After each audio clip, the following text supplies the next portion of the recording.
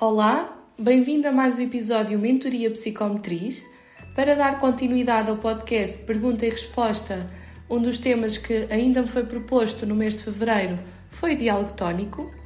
Diálogo ou relacionamento estabelecido entre mãe e filho através do contacto mútuo, realizado em todas as tarefas que a mãe realiza com os seus filhos para diversos fins, como amamentar, arrumar, trocar de roupa, levantá-la, embalá-la, brincar com ela, etc.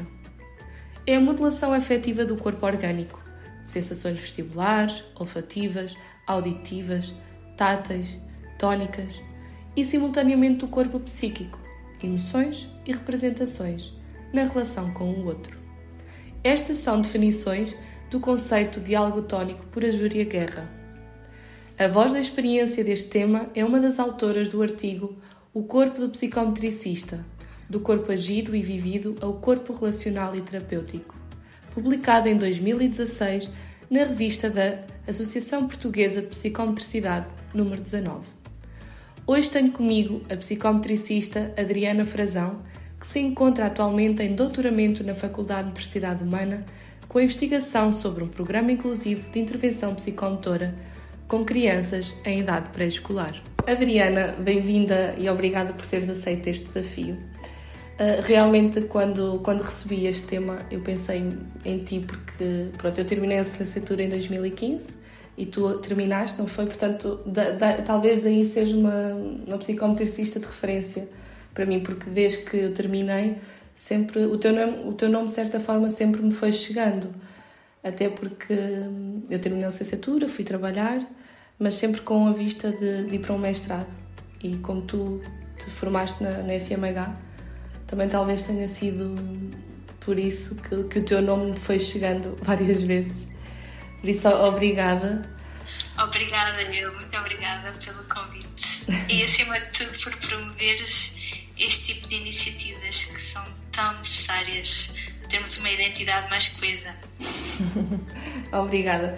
Então, para falarmos aqui sobre o tema, para ti, como é que podemos entender ou definir o diálogo tónico?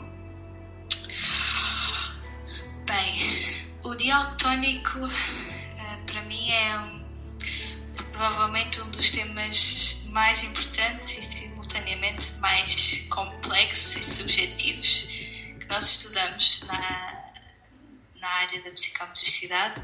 Uhum. E para mim é muito aquilo que, se dividirmos um bocadinho a expressão diálogo, o diálogo compreende nós comunicarmos, haver um receptor, não é? Uma mensagem e um transmissor dessa informação. E, portanto, a partida é bidirecional. E é um bocadinho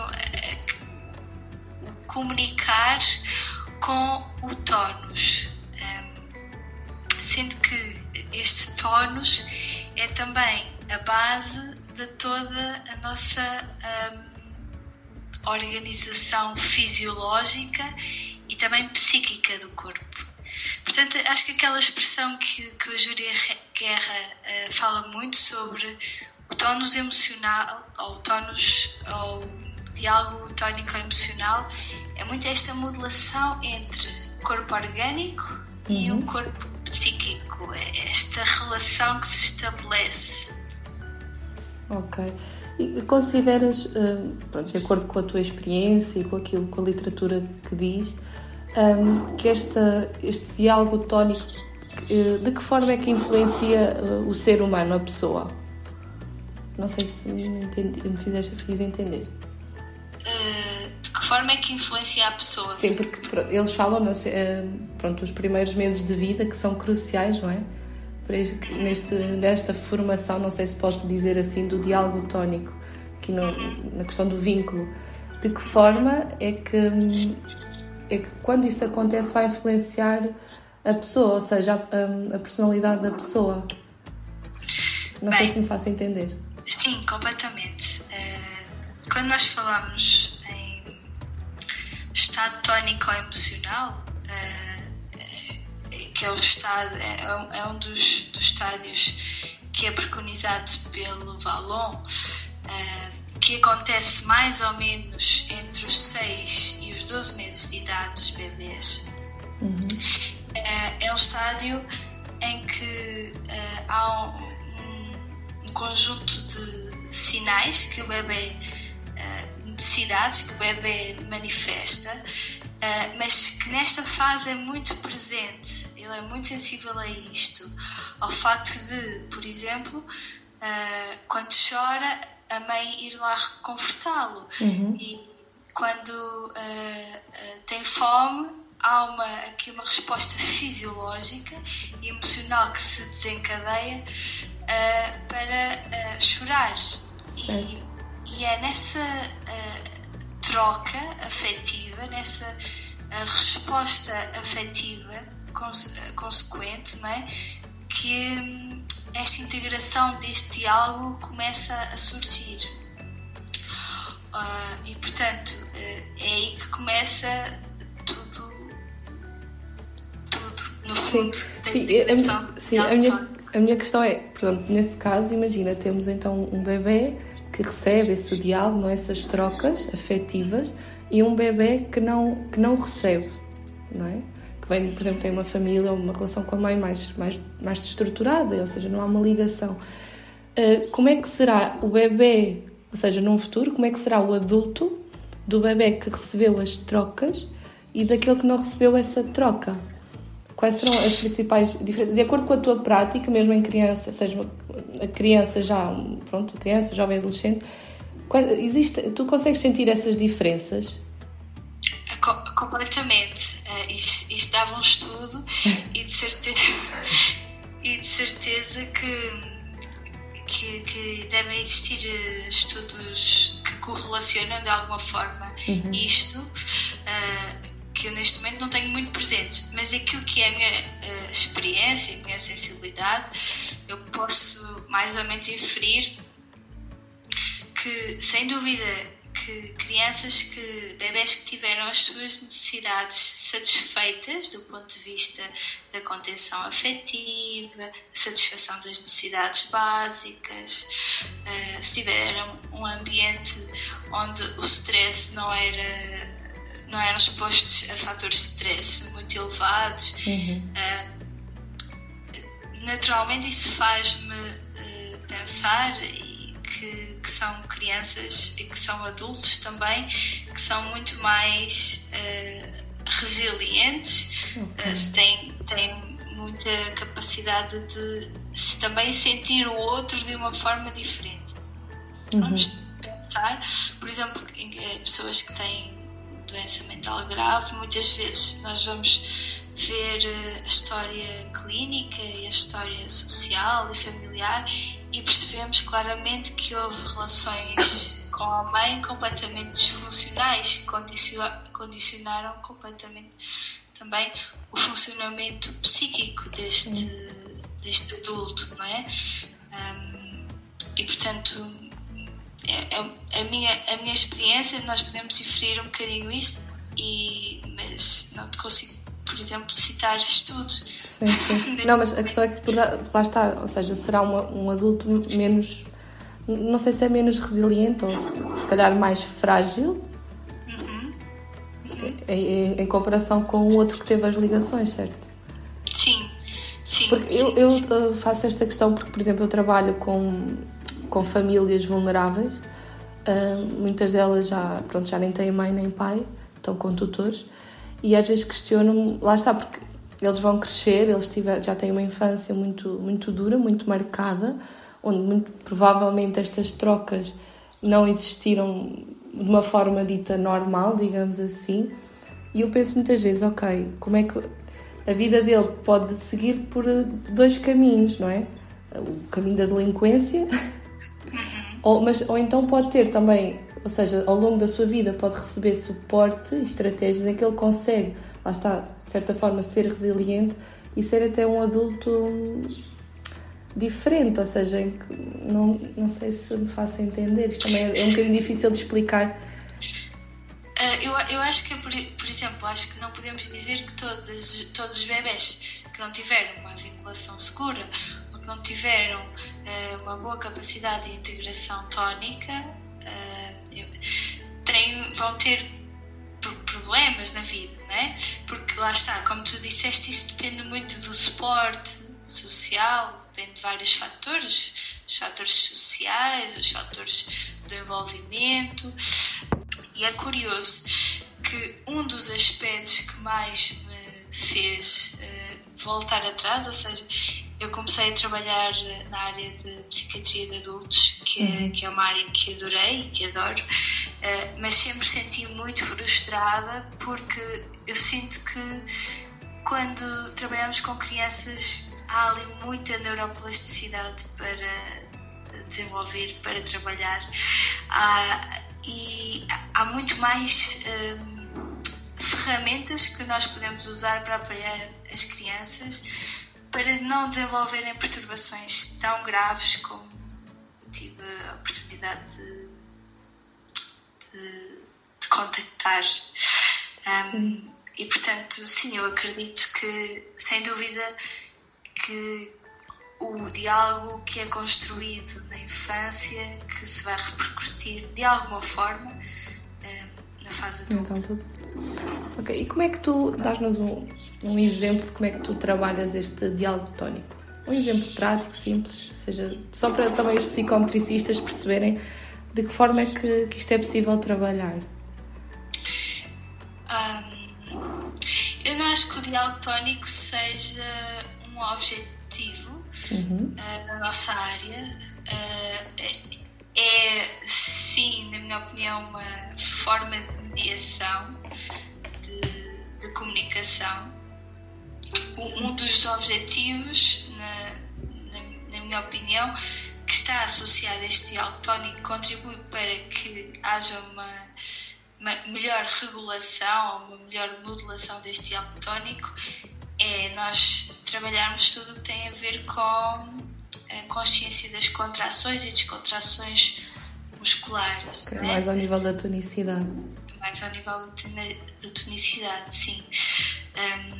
E depois, também, se necessário, estamos a falar, por exemplo, se falarmos com crianças com autismo, a tonicidade é um dos fatores mais desregulado ou perturbado quando estamos a analisar todas as competências psicomotoras. Isto tem muito a ver com o quê? Tem muito a ver com a reciprocidade, que muitas vezes não há, não é? Tem muito a ver com a empatia, que está de alguma forma limitada ou existem muitas dificuldades a esse nível. Tem muito a ver com a dificuldade em compreender a comunicação não verbal do outro, ou seja, se uma criança com autismo não compreende de que forma é que a minha postura, a minha expressão facial, o meu olhar, a minha respiração, a minha proxémia, tudo isto são fatores que contribuem para que este diálogo tónico-emocional se concretize, não é? Se não há um entendimento do outro lado, é muito difícil que este diálogo se estabeleça, não é? Sim. Então, aqui um bocadinho como é que eu trabalho o diálogo com uma criança com autismo, por exemplo. É tentar perceber primeiro o dele, não é? Perceber qual é que é a postura dele, quais é que são as estereotipias dele, qual é que é as posições que ele adota, o ritmo que ele tem, e tentar entrar no mundo dele e adequar o meu diálogo, adequar a minha expressividade, neste caso, sim, para conseguir entrar em diálogo. Sim. Acho que é isso. Sim, faz sentido. Eu já trabalhei com crianças com autismo e eu também dizia isso, que é, eu preciso entrar no mundo dele, compreendê-lo, para depois também poder trabalhar com ele e trabalhar essas competências que ele precisa. O diálogo tónico é considerado aqui a ferramenta central do psicometricista, se nós formos ler alguns artigos. Como é que podemos passar de um corpo agido e vivido para um corpo relacional e chegar a um corpo terapêutico, que é aqui muito o teu artigo e de outras autoras, o vosso tema. Como é que podemos fazer esta, não sei se posso chamar transformação, mas este caminho, este percurso? Tendo em conta, porque também estavas a falar que lá está, nós temos que entrar, no caso de uma criança com autismo, temos que entrar no mundo dele, não é? Ou seja, temos que perceber o diálogo dele para nós também podermos comunicar. Ou seja, para existir aqui esse tal diálogo tónico, não é? Como é que podemos fazer este percurso? Bem, só assim à parte. Não somos só nós psicometricistas que trabalhamos o tónus. E eu acho que isto é muito importante ressalvar, que há vários técnicos que trabalham o tónus. Eu diria que, por exemplo, terapeutas ocupacionais e fisioterapeutas trabalham um tónus mais funcional, mais orgânico, mais sensorial. Aquilo que nós, psicometricistas, talvez estejamos mais sensíveis, tem a ver com o tónus emocional. E quando falamos em tónus emocional, agora respondendo à tua questão sobre como é que nós passamos de um corpo agido e vivido para um corpo terapêutico, eu acho que também tem a ver com essa integração do lado emocional. Não é só o agir por agir, o fazer por fazer, o fazer para ser capaz de ser funcional, mas é também a capacidade que tu tens de representar as emoções, representar os sentimentos, e isso vai-se construindo muito. Primeiro, pelas nossas vivências pessoais, pelas nossas vivências corporais, e quando eu falo vivências corporais, podem ser desde desporto, desde atividades como dança, teatro, yoga, pronto, tudo o que tem a ver com essas práticas mais corporais. E passa a ser um corpo terapêutico quando o psicometricista, neste caso, tem consciência do seu corpo e de quais é que são as suas limitações, porque todos nós temos, não é? Em termos de vivência e mesmo de organização psíquica, e quais é que são as suas potencialidades enquanto corpo. E este corpo terapêutico é um corpo que é sensível àquilo que o corpo do outro nos vai dizendo. E quando é que nós somos mais sensíveis? Quando nós estudamos muito o que é o diálogo tónico emocional, a tonicidade, tudo que são competências psicomotoras, não é? Por um lado, quando nós vivenciamos muito, e depois, eu acho que um aspecto muito importante tem a ver com a experiência que nós temos. Eu acho que um corpo é tanto mais terapêutico quanto, isto estou aqui a pensar eu, não tem nada a ver com o artigo que nós escrevemos e pensámos mesmo muito sobre isto.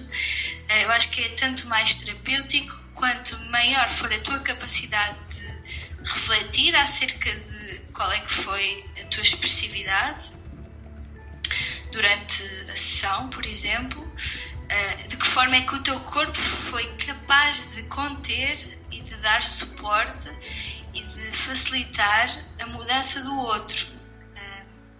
E ele é terapêutico exatamente quando há experiência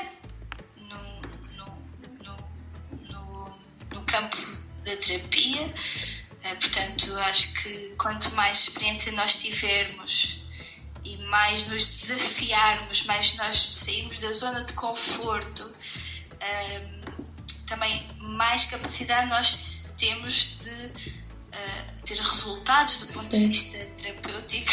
Sim, esta questão até remete para a próxima que eu tinha aqui, que acho que está completamente relacionada, que é uma expressão do Falkenbach. Eu não sei se é assim que se diz o nome do autor, que é um dos autores que vocês usam num artigo. E eu achei curiosa uma expressão que vocês usam dele, que é: não existe mudança profissional sem existir mudança pessoal. E de certa forma está aqui, lá está, tudo aquilo que tu estavas a dizer está nesta frase. Portanto, eu penso que tu concordas com esta visão e opinião deste autor. Sim, é? Completamente. Queres dizer alguma coisa? Desculpa. Só ia dizer, até porque nós, embora possamos usar algumas máscaras quando entramos no trabalho, não é? No campo profissional, não deixamos de ser a pessoa que somos. Exato. E, portanto, isso está sempre inerente no nosso trabalho. Exato, e daí lá está aqui a questão da formação académica, o desenvolvimento profissional, assim como o desenvolvimento pessoal, são mesmo considerados importantes no nosso percurso. E eu analisei também um bocadinho o vosso artigo, uma das vossas propostas é esta supervisão e formação pessoal, académica e científica contínua, não é? Ou seja, tu consideras que já existe algum tipo de supervisão e formação pessoal? Porque se nós, lá está, nós também temos um corpo, de certa forma nós também temos que trabalhar estas nossas competências, o nosso autoconhecimento, não é? Para poder estar com o outro e compreender o corpo do outro e de certa forma existir o diálogo tónico, não é? Terapêutico, na relação terapêutica. Já sabes nos dizer se já existe esta supervisão, esta formação pessoal? Se sim, onde é que podemos fazer? Como? Bem, a formação pessoal específica para psicometricistas, é o que estás a dizer? Ou formação pessoal...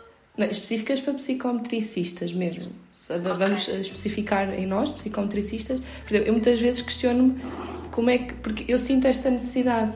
Porque lá está, eu tenho a minha história de vida, como qualquer um de nós, e às vezes penso, e tenho algumas inseguranças e algumas barreiras que eu também tento ultrapassar. Mas e de que forma é que nós podemos fazer isto? Lá está, em psicometricistas, eu às vezes questiono onde é que eu posso ir. Às vezes ouço falar de grupos de desenvolvimento pessoal para um psicometricista. Eu lembro-me, lá está, tu tinhas também um grupo, não é? Pertencias a um grupo nesta loja. E eu pensei muitas vezes, olha, eu gostava de entrar em contacto porque eu queria experimentar e melhorar, conhecer-me mais ainda. Nunca cheguei a fazê-lo, de facto. Mas, por exemplo, eu conheci o teu grupo, que eu por acaso não me recordo o nome, eu no outro dia tentei pesquisar. É de corpos. Eu este dia estive nas redes sociais e eu assim, não encontro, depois fui procurar os vossos nomes, o teu da Susana Guimarães, e eu assim, mas eu não encontro a página. Só que, porque lá está, eu não me recordava do nome do grupo, mas sempre foi um grupo que foi muito presente. E pronto, nunca cheguei a contactar-vos nesse sentido, mas tenho alguma curiosidade em melhorar, ou seja, em conhecer-me melhor, para depois, quando eu quando eu estou a intervir, ser também ainda melhor, não é? Como é que nós podemos fazer isto, nós psicometricistas? Olha, têm surgido várias, ainda que pouquinhas, iniciativas nesse sentido. Eu sei que o professor João Costa deu formações pessoais para psicometricistas. Sim, ele faz supervisão, não é? Também para psicometricistas. E nós também desenvolvemos essa iniciativa. Também temos criado um modelo de workshop mesmo específico para trabalharmos e pensarmos sobre todas estas 7 competências que estão escritas no artigo e para as desenvolvermos. E, portanto, também é uma possibilidade de frequência de formação. Eu sei que, por exemplo, a Susana Guimarães também estava a promover um curso pelo INSPSIC e também tinha muito esta competência, esta componente de formação pessoal do psicometricista. Ou seja, eu acho que vão surgindo assim, de alguma forma, várias oportunidades. E depois era o que estavas a dizer, estes grupos de reflexão, e para mim o grupo que deu origem a este artigo foi sem dúvida fundamental para pensar isto. Estes grupos de reflexão com quem nós nos vamos juntando para debater isto ajudam-nos muito a pensar sobre este corpo e ajudam-nos a pensar um bocadinho sobre a nossa vulnerabilidade, sobre as nossas competências, enfim. Eu acho que depois, se estivermos a falar de supervisão, de facto, específico para a nossa área, não há grande coisa, embora já tenha desafiado a Associação Portuguesa de Psicomotricidade nesse sentido, até porque eu tive a oportunidade no dia da psicomotricidade no ano passado. Sim. A Associação de Psicomotricidade promoveu um dia em que uma reunião que nós podíamos marcar neste caso com um psicometricista especialista, foi uma professora da Universidade de Évora. Eu recordo-me dessa iniciativa, eu não consegui ir. E foi fantástico, poder conversar com ela sobre um caso e, acima de tudo, era o que estavas a dizer, o mais importante nem é tantas técnicas que estás a utilizar, mas ela ajudou-me muito a pensar sobre como é que eu me sentia relativamente àquele caso e àquela intervenção e àquilo que estava a acontecer, e haver alguém com essa maturidade para te poder ajudar a pensar sobre isso é sem dúvida fundamental, e foi a partir dessa iniciativa que eu desafiei um bocadinho a Associação Portuguesa de Psicomotricidade, e acredito que eles estejam a trabalhar nesse sentido, porque também fazer supervisão deve ser com alguém, primeiro com a experiência. Sim. E muito mais do que experiência, também evidência científica, pensamento científico. Sim, porque não é só mandar bitites, não é? Sim. É muito uma capacidade de analisar aquilo que nós queremos trazer. Sim, os saberes, não é? De compreender de uma forma mais científica. Eu concordo, é que lá está, nós temos, e pronto, dizem-nos que nós temos de ter uma formação contínua, continuar a estudar para também sermos psicometricistas de qualidade. E eu sinto mesmo falta desta supervisão, de quem é que eu possa discutir algo, lá está, que tenha essa sabedoria, esse conhecimento científico que me possa ajudar no meu percurso, na minha prática. Vamos desafiar mais a Associação Portuguesa de Psicomotricidade nesse sentido. Eu acho que é mesmo o melhor organismo que pode regular sim, concordo. Esta ação. Sim. Concordo, pode ser que este período de quarentena nasça novas iniciativas, porque estão a haver várias iniciativas e grupos de reflexão. Fantástico, e estão a existir várias questões nos grupos, portanto pode ser que sim. Mas, por exemplo, durante a licenciatura, eu fiz a minha licenciatura na UTAD, não é? Tu foi aqui na FMH. De certa forma, eu sinto que nós vamos tendo estas experiências, mas eu sinto que não são suficientes. O que é que tu achas em relação a isso? Eu concordo. E até tentei. Eu sempre fui muito exploradora, talvez seja esta a palavra, curiosa. Sim. E muitas das vivências que nós temos na faculdade, o que acontece é que depois não temos com quem integrá-las e refletir acerca delas. Eu acho que isso é uma dificuldade. Também é um problema dos estudantes, que às vezes podiam falar com os professores sobre isso. Mas inibem-se um bocadinho. Eu na altura é óbvio que não ia falar com um professor meu sobre uma sensação que tive e que foi estranha. Sim, exato. Estou a falar no meu caso, mas espero que isto não aconteça com os estudantes que existem atualmente, porque é mesmo muito importante de que forma é que nós vamos dar significado a estas vivências corporais, porque é mesmo, pode ser muito poderoso, não é? Mas eu estou a dizer, eu acho que também é normal existirem estes medos, estas questões de lá está o medo, ou pensar, agora vou falar disto a um professor, porque lá está, nós somos pessoas, estamos-nos a formar como psicometricistas e trabalhamos isto com o outro, mas nós também somos pessoas. E é normal, no meu ponto de vista, também estarmos inseguros ou com medo de falar sobre a nossa história de vida, de certa forma, com um professor que nos está a instruir, não é? Está-nos a formar para sermos psicometricistas. Às vezes, é uma questão que eu considero delicada, mas considero que a existência dos grupos, tanto pela APP, mesmo nas próprias faculdades, um grupo externo à formação de um psicometricista possa existir. Porque acho que realmente é fundamental para a nossa, não só formação, mas o nosso percurso enquanto psicometricistas, porque nós somos pessoas como todas as outras, com as nossas histórias, e também precisamos, de certa forma, ser, não é curados, a expressão correta eu não sei como, ser cuidados, talvez é mais por aí. Completamente. E foi por isso que eu também procurei outras. Eu acho que devia de haver essa oportunidade, até porque nós consideramos o professor como uma autoridade, não é? Exato. Como alguém que nos vai dar a nota. Então eu vou-me vulnerabilizar àquela pessoa. Depois ela, não é? Devia de ser alguém mais isento, mais imparcial. Sem dúvida o que estás a dizer, ser algo mais externo à faculdade, ou pelo menos que garantisse a confidencialidade e o anonimato e aquele ambiente seguro e contido. Acho que era assim a cereja no topo do bolo da nossa formação, permitir essa possibilidade de grupos.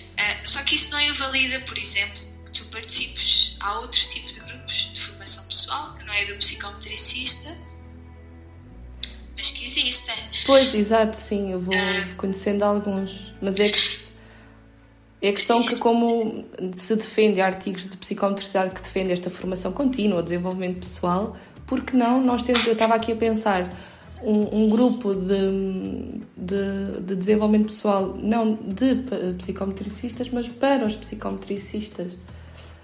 Porque se nós defendemos tanto isso, que isso é importante, e no global muita gente diz isso, porque é que não o colocamos em prática? E também uma das minhas questões é se este trabalho é possível sem o complemento de um psicólogo da área da psicologia.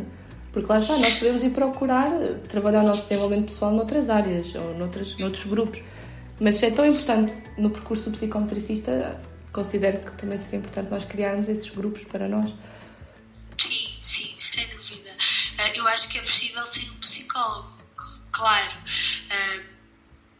Acho que o que deve de acontecer é que a pessoa, os facilitadores desses grupos, sejam pessoas com experiência, com maturidade e com sabedoria para acolher aquilo que vier, okay?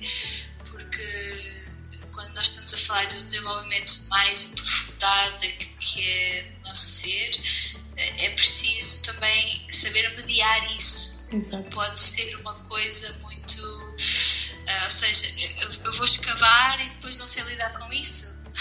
Isso não faz sentido, não é? Então tem que ser psicometricistas, na minha opinião, que se formos a um nível mais profundo, mais completo, tem que ser mesmo psicometricistas com experiência e com... Sim, com as tais vivências corporais que falávamos aqui no início, não é? Ou seja, aqui um psicometricista sénior que tem que ter, lá está, tenha todos os ingredientes. Exatamente, sim. Ok, e diz-nos recomendações que tu tens para os nossos psicometricistas sobre este tema, sobre o diálogo tónico.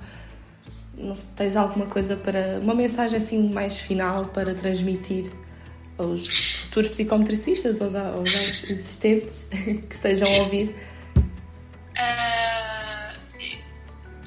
Enfim, eu acho que o nosso diálogo, a nossa capacidade de comunicarmos com o corpo está em permanente construção e reconstrução, não é? E portanto eu acho que é sempre este desafio de, ok, mesmo que não hajam os grupos de formação pessoal para psicometricistas, procurarmos ter experiências integradoras corporais o máximo possível e pensarmos o nosso corpo muito no sentido em desafiar-nos a fazer atividades esportivas, psicoterapias corporais, teatros, danças, atividades de desenvolvimento pessoal, dinâmicas de grupo, enfim, o que nós quisermos.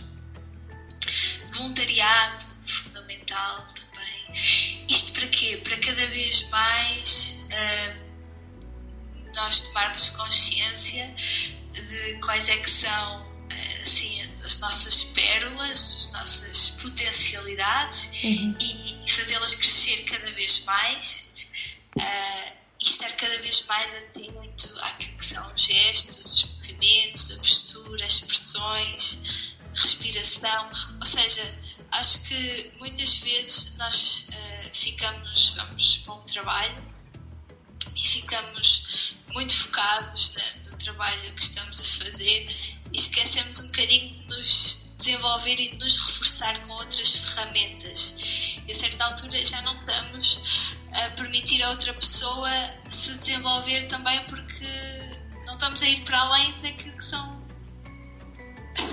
aquele ram-ram, pá. Sim, estás a falar destas questões e é curioso porque estou a recordar-me e lembrar-me porque eu corro, pronto, gosto de correr e eu costumo dizer, e que tenho-me envolvido desde o ano passado cada vez mais na corrida, porque eu sinto exatamente isso. Para mim ir correr é o meu escape, eu costumo dizer que é a minha terapia, porque sinto que também é um lugar onde lá está, onde eu começo a ficar atenta e a tentar perceber como é que é a minha respiração, a forma como eu movimento, como é que eu corro, ou seja, é toda aqui uma autodescoberta minha de várias sensações, mesmo correr, por exemplo, eu faço trail, correr em trail ou em estrada, não tem nada a ver, correr com vista para o mar ou na montanha, e todo o conjunto de sensações que eu vou recebendo das pessoas que eu conheço através da corrida, e eu sinto que de certa forma me transformam e que lá está, e que vou adquirindo essas competências e que acabam por melhorar também enquanto profissional, porque acabo por ter mais sensibilidade, lá está. Acho que é completamente. Isso. Por isso, pronto, aquilo que estavas a dizer te fez-me relembrar da importância que a corrida está a ter na minha vida, nesse sentido, que é mesmo isso, é o meu escape, a minha terapia, porque é o meu trabalho pessoal, como eu costumo dizer, que sem ele, talvez a pessoa que eu era, a psicometricista que eu sou, não existia. Isso é curioso, por acaso deixa-me a pensar e a refletir sobre esta questão. Ou seja, veio reforçar ainda mais aquilo que eu já pensava. Sem dúvida, eu acho que quanto mais nos conhecemos a nós próprios, maior é a nossa capacidade de ajudarmos os outros, porque também temos mais disponibilidade e mais... quando nós temos uma diversidade de experiências grande, de alguma forma conseguimos nos colocar no lugar do outro melhor, conseguimos nos conectar mais com o estado do outro porque já passamos ou porque já observamos essas experiências. Sim. Então acho que sim, é muito bom estar a ouvir isso de ti, que és a voz da experiência deste episódio, porque de facto eu sinto mesmo isso. E é bom estar a ouvir, pronto, tu que és especialista no tema, eu considero-te como uma especialista neste tema. Não sou não. É assim, tens mais conhecimento, seja científico, do que eu, por exemplo, daí a considerar-te uma especialista, entre aspas, mas senão porque lá está, quando me abordaram com este tema eu pensei, ok, eu vou ter que falar com a Adriana, porque de facto desde que terminei e comecei a ouvir o teu nome sempre fui acompanhando de uma forma mais indireta, mais à distância, mas o teu percurso. E é bom lá estar a sentir que a tua mensagem, o que tu estás a recomendar, eu sinto. porque o vivencio, isso é mesmo muito bom. Ok. Muito obrigada. Olha, obrigada eu por teres aceito o desafio mais uma vez. Eu não sei se tu queres deixar alguma forma de contacto para os psicometricistas que estejam a ouvir, estejam interessados em falar contigo, tirar algumas dúvidas, fazer algumas questões.